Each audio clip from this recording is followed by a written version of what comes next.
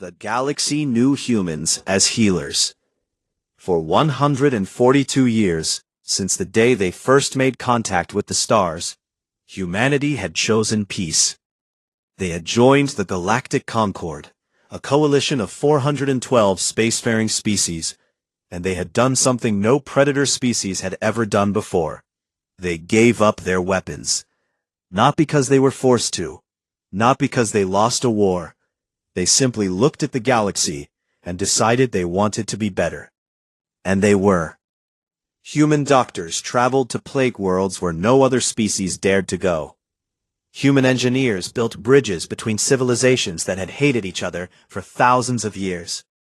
Human diplomats sat in rooms full of screaming aliens, and somehow, with patience and coffee and a strange talent for finding common ground, made peace happen. The galaxy had a saying that everyone knew. If you wanted something destroyed, you called the Krail. If you wanted something built, you called the humans. Ambassador Lena Vasquez had spent 20 years proving that saying true. She sat now in the Great Hall of the Concord Council, on the station world of Thessera Prime. The hall was enormous, built to hold representatives of hundreds of species. Light from a dying star poured through crystal walls, painting everything in shades of amber and gold. Around her, aliens of every shape argued about trade routes and border disputes and mining rights. The usual business of a galaxy that couldn't agree on anything. Vasquez was 63 years old. Her dark hair had gone silver at the temples. Her face carried the lines of someone who had smiled often and slept little. She wore a simple gray suit with a small blue pin on her collar, the emblem of Earth's diplomatic corps. No weapons, no armor, just words and patience. She had brokered the Treaty of Voss, ending a war between the Ilari and the Chelun that had burned for 800 years. She had negotiated the famine accords that saved 3 billion Torani from starvation. She had talked a Krail Warfleet commander out of bombing a civilian station by sitting with him for 9 hours and simply listening to his grief about his dead son. That was what humans did. They listened, they helped, they built. And the galaxy, for the most part, loved them for it. But love and respect are not always the same thing. Vasquez noticed it in the small things. The way certain council members smiled at human delegates, the way adults smile at children who say something cute. The way military species like the Krail and the Torvans talked about human softness in corridors when they thought no one was listening. The way some species treated humanity's choice to disarm, not as strength, but as proof that humans were simply not dangerous enough to matter. It bothered her, but she never let it show. Because proving them wrong would mean proving them right about something else entirely. On this particular day, Vasquez had a concern that would not leave her mind. She had received a report 3 days ago from a Concord intelligence officer named Rethis, a tall, thin insectoid from the Thylan species. The Thylans were the galaxy's information gatherers. They watched everything and said little. When a Thylan spoke, wise people listened. Rethis had told her that the Vraxith Dominion was moving ships near the border, not just patrol ships, heavy warships, troop carriers, the kind of fleet you build when you plan to take something. The Vraxith were not members of the Concord. They were a reptilian empire that ruled through fear and force. For decades, they had raided fringe colonies, tested borders, and pushed outward. The Concord's response had always been the same. Trade deals, concessions, polite warnings. The Concord believed in diplomacy above all else, which was part of why humanity had joined in the first place. But there was a difference between diplomacy and cowardice, and Vasquez was starting to wonder which one the Concord practiced. Her concern was specific. It had a name. Elysium 4. It was a human colony world settled 80 years ago. A green and gentle planet of rolling hills and warm oceans. 2.3 million people lived there. Farmers, teachers, artists, families with children who had never seen Earth, but called themselves human with pride. It was the kind of place people dreamed about, when they thought of what humanity could be at its best. It was also dangerously close to the Vraxith border, and it was completely undefended. No shield generators, no warships in orbit, nothing, because the Concord Demilitarization Treaty said human worlds did not need weapons, because the Concord would protect them, because that was the deal. Vasquez stood before the council that afternoon and raised her concern. She spoke clearly and calmly, as she always did. She presented the intelligence about Vraxith fleet movements. She showed the projected paths. She requested that the Concord send a defensive patrol to the Elysium sector, just as a precaution. The council listened politely. The Vraxith representative, because the Vraxith did send observers, even if they were not members, stood and called the concern human paranoia. The Torvan military delegate said his analysts saw no threat. The Alari finance minister worried that sending ships would provoke the Vraxith and damage trade relations. The motion failed. Vasquez stood in the chamber as species filed out around her. Rethus, the Thylan intelligence officer, paused beside her. His compound eyes reflected the amber light. "I am sorry, Ambassador," he said quietly. "I believe your concern is valid." "Then why didn't your delegation vote with us?" she asked. Rethus was silent for a moment. "Because the Concord has survived for 6,000 years by avoiding conflict. It does not know how to prepare for one." He left. Vasquez stood alone in the great hall. She thought about Elysium 4. She thought about the children there, playing in fields under an alien sun, not knowing that somewhere in the dark between stars, ships with guns were moving closer. She thought about the promise the Concord had made, that if humanity put down its weapons, the galaxy would keep them safe. She wanted to believe it. She had built her entire life on believing it. That night, she sent a personal message to the governor of Elysium 4, an old friend named Thomas Achebe. She told him to quietly review evacuation procedures, just in case. He wrote back with a laughing emoji and said she worried too much. 3 weeks later, 200 Vraxith warships dropped out of faster-than-light travel above Elysium 4. Their weapons were already armed, their targeting systems were already locked, and there was nothing in orbit to stop them. Not a single ship, not a single gun. Just 2.3 million people looking up at the sky, wondering why the stars were falling. Dr. Emil Achebe was eating breakfast when the sky split open. He was sitting in the small kitchen of the medical center in New Accra, the largest city on Elysium 4. He had a cup of tea in one hand and a piece of toast in the other, and he was reading a message from his father, Governor Thomas Achebe, about a fishing trip they had planned for the weekend. Emil was 34 years old. He had his mother's kind eyes and his father's stubborn jaw. He had come to Elysium 4 5 years ago to run the colony's largest children's hospital. He loved his work. He loved this world. Then the first explosion hit, and the window behind him turned white. The sound came a second later, a deep rolling thunder that shook the walls and knocked him from his chair. He hit the floor, and the tea shattered beside him, and before he could even understand what was happening, the emergency sirens began to scream. He ran outside. The sky above New Accra was full of ships. Not Concord ships. Not human ships. Dark, angular vessels with red markings that he recognized from news reports he had never paid enough attention to. Vraxith warships. Hundreds of them. They hung in the atmosphere like a ceiling of iron, and from their bellies fire was falling. Not bombs in the traditional sense. Something worse. Atmospheric incendiary weapons that turned the air itself into flame. Entire districts of the city were already burning. He could see the residential towers to the east collapsing inward, folding like paper in the heat. The sound of it was like nothing he had ever heard. A roaring, living sound, as if the planet itself was screaming. Emil ran back inside. The hospital was chaos. Nurses were pulling children from beds. Doctors were shouting. The power flickered, died, came back on emergency generators. His hands were shaking, but he forced them steady. He was a doctor. This was what he trained for. Not this exactly, but the principle was the same. People were hurt, he could help. He activated his neural implant and set it to record. He did not think about why. Some instinct told him that what was happening needed to be seen. Over the next 3 hours, Emil HFY lived through something that no human should ever have to witness.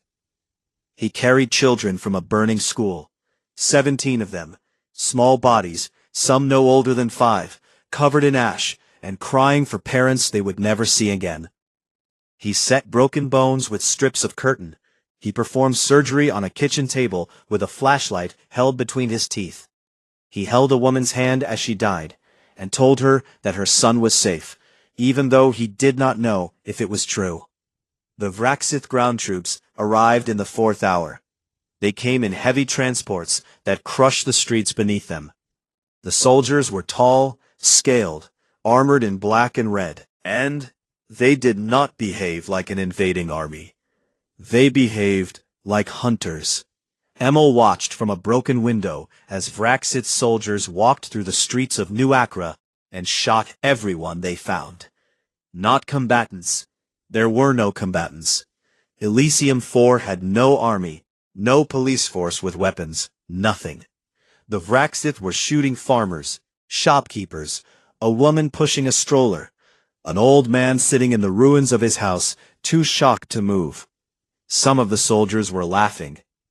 The Vraxith commander, a massive figure in gold-trimmed armor, broadcast a message across all channels. Emil heard it through every speaker, every device, every screen that still functioned. The commander's voice was deep and cold and full of satisfaction. Let this be the lesson the soft ones teach the galaxy. Mercy is weakness. Emil kept recording. He kept working.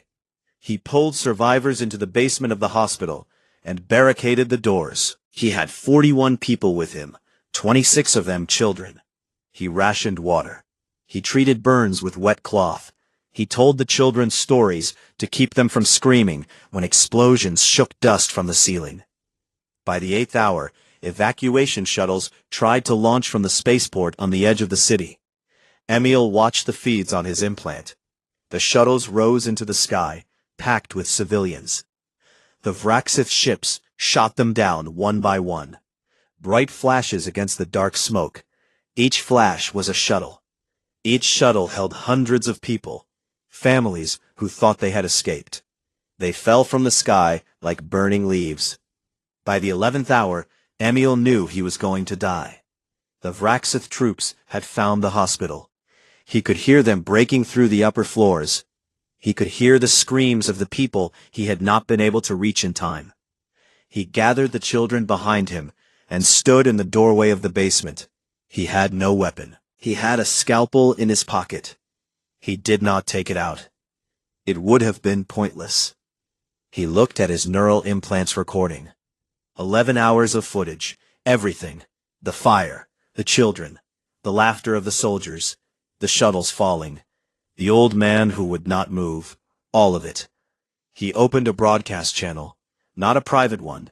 He connected to the Concorde's open emergency frequency, the one that every species monitored, the one that reached every station and ship and planet in known space.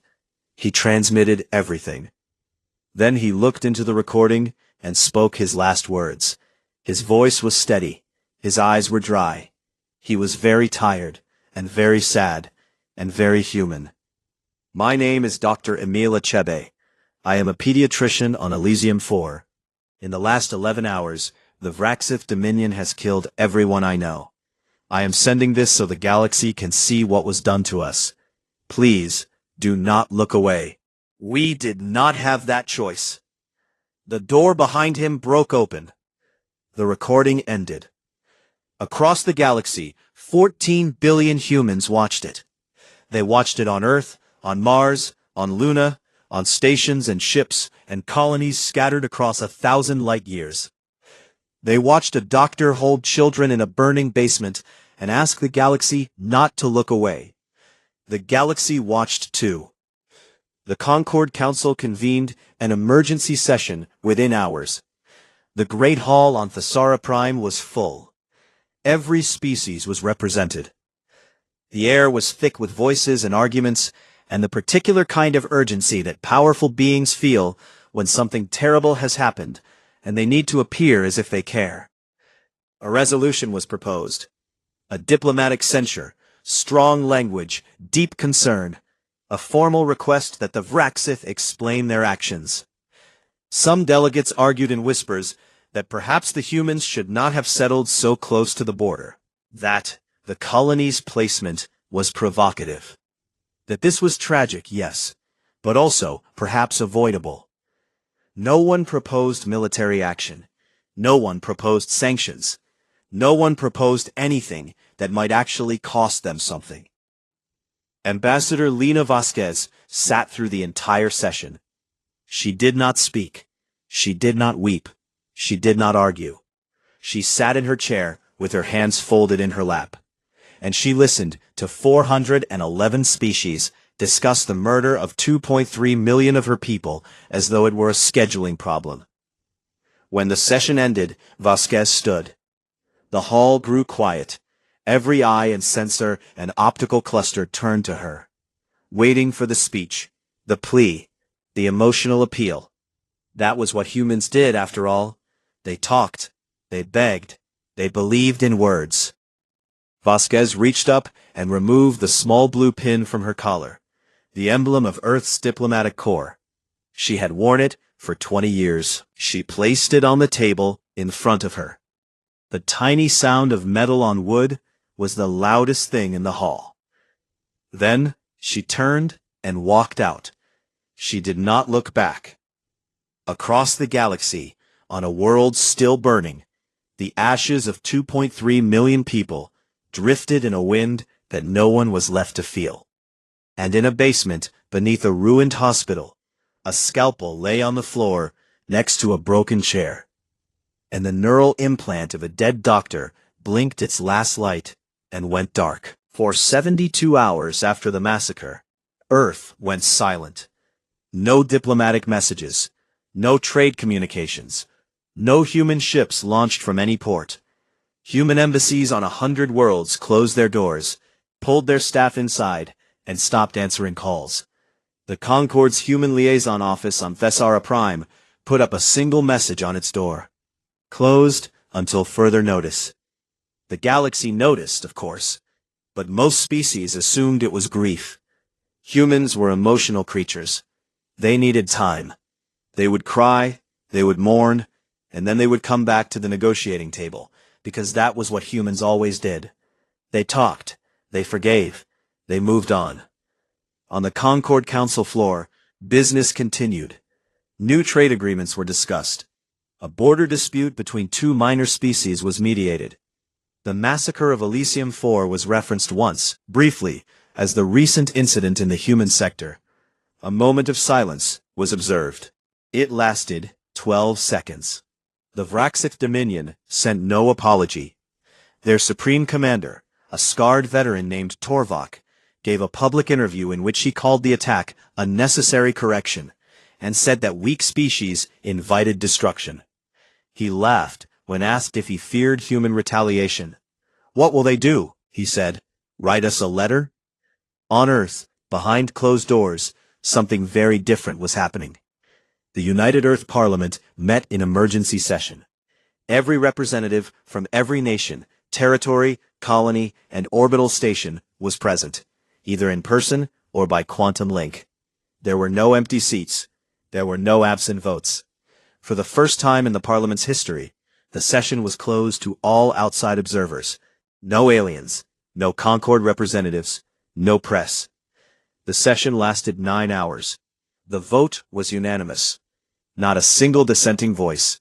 Every human representative, from every culture, every continent, every political party, every colony world, voted the same way. Later, historians would call it the most unified moment in human history. The species that could never agree on anything agreed on this. When the session ended, a single transmission was prepared. It was loaded onto every communications array humanity possessed. Every satellite, every deep space beacon, every relay station. It was set to broadcast on every frequency the galaxy used. Diplomatic, military, commercial, emergency, and several frequencies that no one knew humans had access to. The woman who read it was Speaker Yuki Tanaka. She was 57 years old, small in stature, with short gray hair and eyes that could freeze water. She had been a constitutional law professor before entering politics. She had never raised her voice in 20 years of public life. She did not raise it now. She stood in front of a single camera in a plain room with no decorations. She wore black. She held no notes. She looked directly into the lens, and when she spoke, her voice reached every corner of the known galaxy. To the species of the Galactic Concord, to the Vraxith Dominion, to all who are listening. She paused, just long enough. 142 years, humanity chose to be civilized. We put away our weapons. We healed your sick. We built your bridges. We brokered your peace. We buried our nature, our true nature, because we believed the galaxy deserved better than what we were. You repaid us with silence while our children burned. We came to you with evidence of the threat. We begged for protection. You voted against us. And when 2.3 million of our people were slaughtered on a world we were promised would be safe, you offered words, deep concern, diplomatic censure. You debated whether it was our fault for living too close to the monsters. We heard you. We understood. Effective immediately, the Human Civilized Conduct Accord is dissolved. All demilitarization treaties are rescinded. All diplomatic conventions with the Galactic Concord are suspended. All human military assets are reactivated. We are reopening the vaults. To the Vraxith Dominion specifically. You wanted to teach the galaxy a lesson about humanity. Congratulations. You will. We are no longer civilized. Run. The transmission ended. The screen went black. And across the galaxy, 411 species began to learn what the vaults meant. The vaults were not a secret. Not exactly. They were part of the original agreement when humanity joined the Concord. Humans had agreed to disarm, but they had insisted on one condition. They would store their weapons rather than destroy them. The Concord had agreed, because at the time it seemed like a small thing. What did it matter if the humans kept old guns in a basement? They would never use them. The vaults were deep bunkers beneath Earth, Luna, and Mars.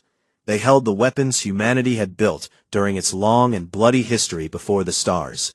Nuclear warheads, kinetic bombardment platforms, biological research, artificial intelligence combat systems, warship designs, and something called the Prometheus Doctrine, a complete theoretical framework for total war that human military scientists had spent decades creating, a plan so thorough and so terrifying that the generation who wrote it had locked it away and sworn it would never be opened. But the Concord's intelligence agencies had never looked too closely at the vaults. Why would they? The humans were harmless. Now, every intelligence service in the galaxy pulled their old files on humanity and read them with new eyes. Rethus, the Thylan intelligence officer, was asked to deliver a briefing to the Concord Council. He stood in the great hall where Vasquez had once stood, and his compound eyes swept across the assembled species. We made a critical error, he said. We assumed that humans were peaceful because they were incapable of violence. This is wrong. Humans are peaceful because they are the most violent species in the known galaxy, and they were trying very hard not to be. He presented the data, human history, the parts that humanity had politely not talked about for a century and a half.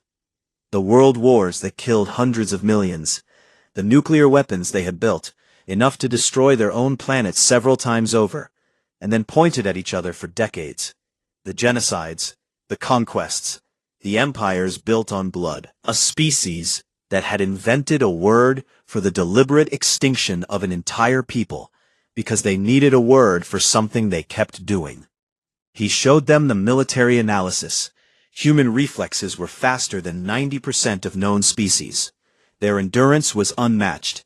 They could function without sleep for days. They healed from injuries that would kill most aliens. They could adapt to almost any environment. They were pursuit predators, evolved to chase prey until it collapsed from exhaustion. And their creativity and violence was by any objective measure extraordinary. The humans did not disarm because they were weak, Rethus said. They disarmed because they knew exactly what they were capable of, and it frightened them. We should have been frightened too. The council chamber was very quiet. On the Vraxith homeworld, Supreme Commander Torvak watched the human broadcast with his officers. A real deep laugh that echoed through his war room. His officers laughed with him. The farmers want to fight, he said. They have been peaceful for 150 years. Their oldest soldiers have never seen combat. They will come with their old weapons and their old ships, and we will break them like we broke their colony. He poured a drink and raised it. To easy victories. His officers cheered. None of them noticed that their youngest intelligence analyst, a small Vraxith female sitting in the corner, was not cheering. She had spent the last hour reading human history files. Her hands were shaking. She had gotten to the section about nuclear weapons, and she had not been able to continue. She wanted to tell the Supreme Commander that he was wrong, that he was making the worst mistake any Vraxith had ever made, that the humans had not been peaceful because they were weak. They had been peaceful because they were terrified of themselves. She said nothing. In the Vraxith Dominion, junior officers did not contradict their superiors. She would be dead in 97 days, along with every officer in that room. Back on Earth, in a vast, underground facility beneath the mountains of what was once called Switzerland. Enormous doors that had not opened in 142 years began to move. Dust fell from hinges the size of buildings. Lights flickered on in tunnels that stretched for miles. Machines that had been maintained in perfect condition by automated systems hummed to life. The vaults were open, and deep inside, behind a final sealed door marked with a single word, Prometheus, a file began to upload to every human military network in existence. Humanity had spent 142 years learning how to be kind. It took them 72 hours to remember how to be something else. The galaxy expected months, maybe years.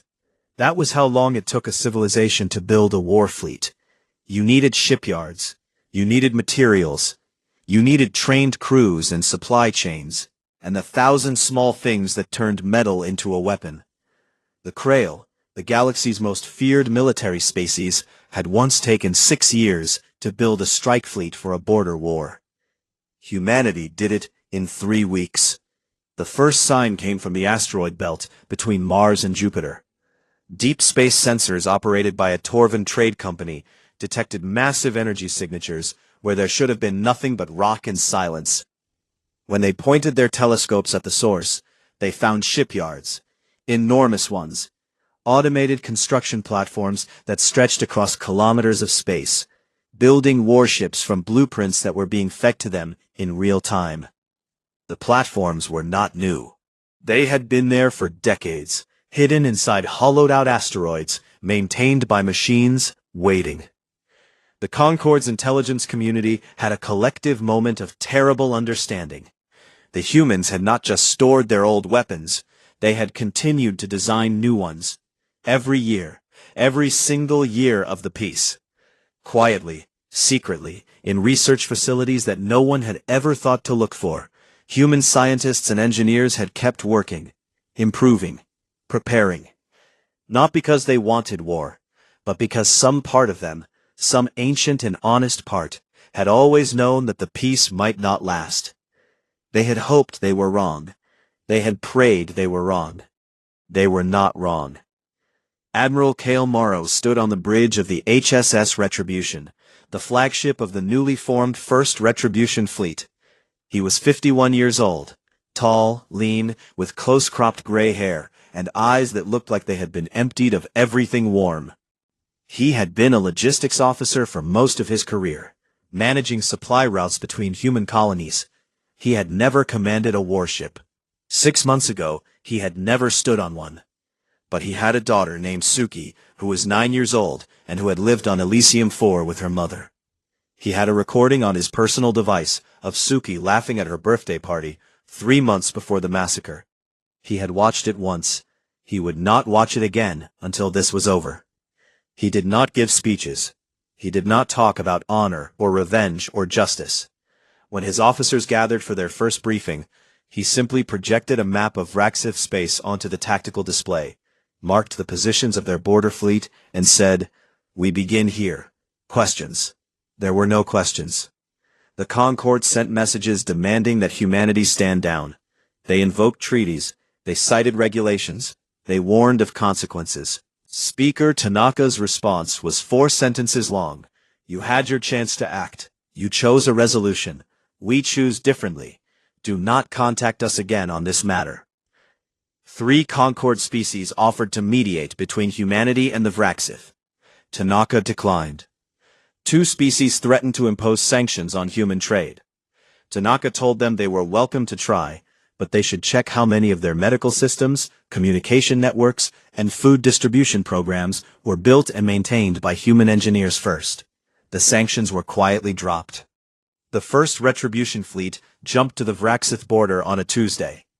It was not a large fleet by galactic standards, 47 warships.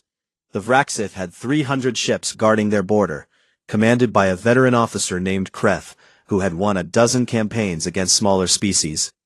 Kreth looked at the human fleet on his sensors, and felt nothing but amusement. This would be simple.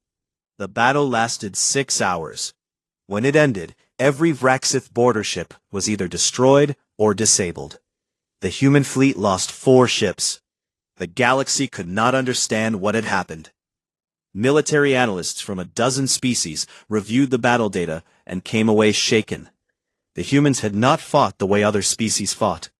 There was no line formation, no predictable patterns, no standard tactics that could be studied and countered. Every human ship seemed to operate independently and yet in perfect coordination, like fingers on a hand. They changed strategies mid-battle, sometimes mid-minute. They exploited weaknesses that should have been invisible. They hacked Vraxith communication systems and fed false orders to their own ships, turning the enemy fleet against itself. They used weapons that the Concord's databases had no record of. A Krail military commander, watching the analysis with professional interest, said something that became famous across the galaxy. Other species study war. Humans are war. It lives in them like a second heartbeat. They simply learned to keep it quiet. The Vraxith Supreme Commander Torvak was no longer laughing. For the first time in his long career, he sent a communication requesting negotiation. He used diplomatic language. He suggested a ceasefire. He implied that terms could be discussed. Admiral Morrow received the message. He read it once. Then he transmitted a single file in response. The unedited recording from Dr. Emma Lachaby's neural implant. 11 hours of footage. The burning, the children, the laughter of Vraxith soldiers, the shuttles falling from the sky. Nothing else. No words. No terms. The 1st Retribution Fleet crossed into Vraxith space the next day. What followed was not a war in any traditional sense. It was a dismantling. Humanity did not carpet-bomb Vraxith worlds. They did not use weapons of mass destruction. They did not target civilian populations. What they did was worse in a way, because it showed a level of control that made pure rage look simple by comparison. They destroyed every military installation, every shipyard, every weapons factory, every orbital defense platform, every military communications relay. They moved through Vraxith space like surgeons cutting out a disease, leaving the healthy tissue untouched. Cities were left standing, farms were left growing, water systems and power grids were left intact. But everything with a gun was turned to dust. The precision was what terrified the galaxy most. A vengeful species would have made the Vraxith suffer the way Elysium 4 had suffered. But humanity was not angry. Not anymore. They had passed through anger in those 72 hours of silence, and come out the other side into something colder and more focused. They were not burning with rage. They were operating with the mechanical efficiency of a species that had spent a century and a half pretending it did not know how to do this. The Concord watched with growing fear. Not fear of the Vraxith, fear of what came next. Every species with a military began quiet calculations. If the humans could do this to the Vraxith in weeks, what could they do to us? Old alliances shifted overnight. Some species sent quiet messages to Earth, offering resources, ships, and support. Others reinforced their borders. The Alari, who had once called humans charmingly harmless, quietly doubled their defense budget. Rethus, the Thylan analyst, prepared a second briefing for the council. He stood in the same spot as before, but this time his voice was different. There was something in it that the council had never heard from a Thylan before. Something that sounded very much like fear. The Vraxith Dominion will fall, he said. This is now certain. The question the council must consider is not whether the humans will win. It is what the humans will want when they are finished winning. No one had an answer. On Earth, in a small apartment, in a city called Lisbon, Lena Vasquez sat by a window and watched the sunset over the Atlantic Ocean. She was no longer an ambassador. She had resigned formally the day after she walked out of the council chamber. She held no title now. She was just a woman in a quiet room, watching the news on a screen that showed human warships burning through Vraxith space like a blade through cloth. She had spent her life proving that humanity could be more than its history, that the violence was behind them, that they had evolved past the thing that made other species afraid of them. She had been right. They could be more. They had been more for 142 years. But being more was a choice, and the galaxy had taught them that choices have consequences on both sides. You could choose to be gentle, and the galaxy could choose to let your children burn. Vasquez watched the fleet advance on her screen. She watched the precise, clinical destruction of a civilization that had laughed while killing 2 million people. She put her face in her hands. She did not cry for the Vraxith. She cried for the humans who would have to live with what they were becoming. She cried because she knew that the gentle hand humanity had offered the galaxy was not gone.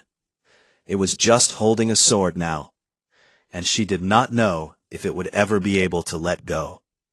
The Vraxith Dominion fell in 97 days. Not conquered, not destroyed, dismantled. There is a difference, and the difference mattered more than anything else humanity did during those 3 months of war.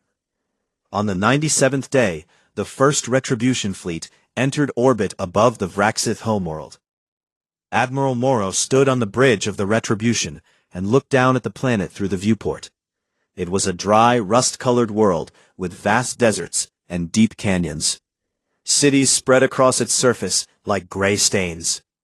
8 billion Vraxith lived below. Civilians, families, children who had never held a weapon and had no part in the decision to burn Elysium 4. His weapons officer reported that all orbital defenses had been neutralized. The planet was defenseless. Every military installation on the surface had been identified and targeted. They could end it in hours. A single order. Morrow stared at the planet for a long time. Then he gave his order. Ground forces only. Precision strikes on military targets. Arrest the leadership. Protect civilian infrastructure. Any soldier who harmed a non-combatant would face court-martial. His officers obeyed without hesitation. They had expected nothing else. Human soldiers landed on the Vraxith homeworld in armored transports. They moved through the streets of the capital city, with weapons ready but not firing. The Vraxith military had collapsed. Most units had surrendered after their fleets were destroyed. The few that resisted were dealt with quickly and precisely. The soldiers cleared government buildings and military headquarters. They arrested Supreme Commander Torvak in his war room. He was sitting at his desk, alone, staring at nothing. The drink he had raised in celebration weeks ago was still on the table, half finished. He looked at the human soldiers and said nothing. Within hours, human medical teams were on the ground. They set up field hospitals. They distributed food and clean water to Vraxith civilians who had been cut off from supplies during the conflict. Human engineers restored power to districts that had lost it. They treated wounded Vraxith soldiers alongside their own injured.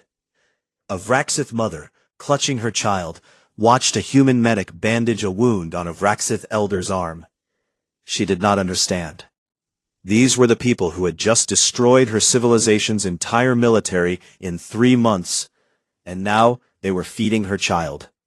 Why? She asked the medic. The medic, a young woman from a colony world called New Helsinki, looked up. She was tired. She had not slept in 2 days.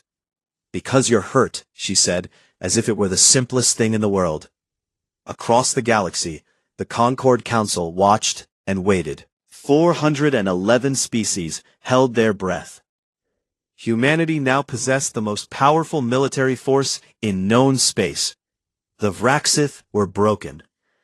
Every other major military power was weaker than what humans had just demonstrated. If humanity wanted to, they could reshape the galaxy. They could demand territory, tribute, submission. They could become the very thing the Vraxith had been, but on a scale no species had ever achieved. Speaker Yuki Tanaka addressed the galaxy for the second time. She stood in the same plain room. She wore the same black clothing. Her face showed the weight of what the past months had cost her. She had authorized a war. She had sent young people to kill and die. She would carry that for the rest of her life. But her voice was steady and her eyes were clear. The Vraxith Dominion has been disarmed. Their military leadership has been arrested and will face trial by an independent tribunal composed of species that were not involved in this conflict. Their civilians have received aid and will continue to receive it. We did not come to exterminate. We came to make sure that what was done to Elysium 4 can never be done again. She paused. To the Galactic Concord, we will not rejoin your institution. We trusted it with the lives of our people, and it failed them. 2.3 million humans died because the Concord believed that a strongly worded letter was an adequate response to mass murder. We will not place our survival in your hands again. But we will not become what we destroyed. Humanity will maintain its fleet. This is not negotiable. But our ships will not be used for conquest or expansion. We will defend any species that cannot defend itself. We will answer any distress call from any world, without condition.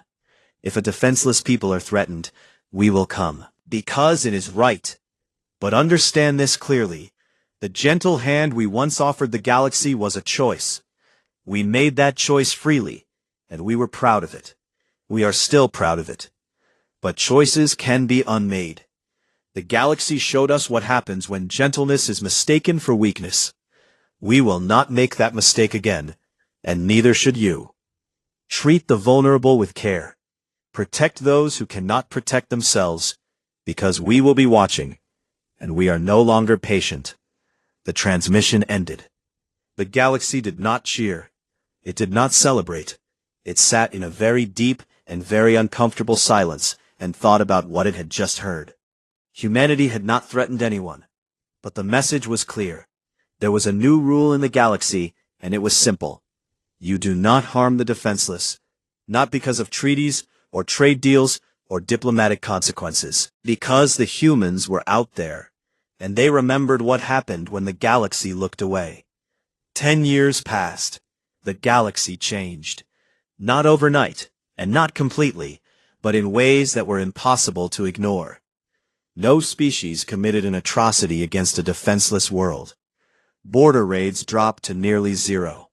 3 separate conflicts that were building toward war were quietly resolved when one side or the other received a polite message from a human diplomatic vessel suggesting that perhaps negotiation would be a better path. The messages were always polite. The diplomatic vessels were always escorted by dreadnoughts. Humanity sent doctors and engineers to every world that needed them, just as they had before. But now the medical ships traveled with warships beside them. The galaxy's saying changed. The old version was, if you want something built, call the humans. The new version was, if you want something built, call the humans. If you want something to survive, do not make them come back. The Vraxith, under new civilian leadership, slowly rebuilt. They were not the same. The generation that had grown up after the war was different. They had been raised on a world rebuilt by the hands of the species their parents had tried to destroy. Some of them hated humanity. Some of them were grateful. Most of them were simply confused by a universe that was more complicated than they had been taught. On Elysium 4, the scars healed slowly. The colony was resettled, though it never reached its old population. New Acra was rebuilt. The streets were clean, and the buildings were new, but everyone who lived there knew what was underneath. The soil remembered what had soaked into it. The air had been cleaned, but the old residents said that sometimes, on quiet nights, the winds still smelled like smoke. A park was built, where the children's hospital had stood. At its center was a statue. It showed a man kneeling, holding a child against his chest with one arm, and reaching out with the other, as if trying to shield something he knew he could not save. The face was calm. The eyes were kind. A small plaque at the base read, Dr. Emil HFY, pediatrician. He asked us not to look away. Lena Vasquez came to the memorial on the 10th anniversary of the massacre. She was 73 now. Her hair was fully silver. She walked with a cane. She had not returned to diplomacy. She lived quietly on Earth, in the same apartment in Lisbon where she had watched the war unfold on a screen. She wrote sometimes, letters mostly, to people she had known on Elysium 4. Letters she could never send. She stood before the statue of Emil HFY and placed a small bundle of white flowers at its base. The sun was warm. Birds that had been introduced to the planet decades ago sang in the new trees. The park was full of people. Some were original survivors. Some were new settlers. Some were aliens, from species that had come to pay their respects. And standing at the edge of the park, watching with wide and curious eyes, was a Vraxith child. A girl, maybe 7 years old. She was part of the post-war generation, born on the Vraxith homeworld and brought here by her parents, who worked in the rebuilding effort. She did not know what this place had been. She only knew that the statue was of a man who helped children, and that the old woman with the flowers looked very sad. Vasquez saw the child watching. Their eyes met. The Vraxith girl tilted her head in the way her species did when they were curious. Vasquez looked at her for a long moment. This child's people had killed everyone she loved on this world, and now this child stood in the park built on their ashes, innocent, confused, alive. Vasquez smiled. It was a sad smile, but it was real. But in her mind, she thought the words that she had been turning over for 10 years, the words that she would never say aloud because they were too complicated and too simple at the same time. We were the best of the galaxy once, the kindest, the gentlest. We proved that a species born in blood could choose to be something beautiful. And then they reminded us of what we were before. And we reminded them. Perhaps that is what it means to be human. Not one thing or the other. Not the healer or the destroyer. Both. Always both. The hand that holds the wound closed, and the hand that made the blade. She looked at the statue of the doctor who had died trying to save children who were not his own. She looked at the Vraxith child, who stood in the garden that grew from their graves. Perhaps now we can be both, and perhaps that is enough. She placed her hand on the statue's base, felt the warmth of the stone, and stood there in the sunlight for a long time, saying nothing, while the wind moved through the new trees, and the birds sang songs that no one on this world had heard before.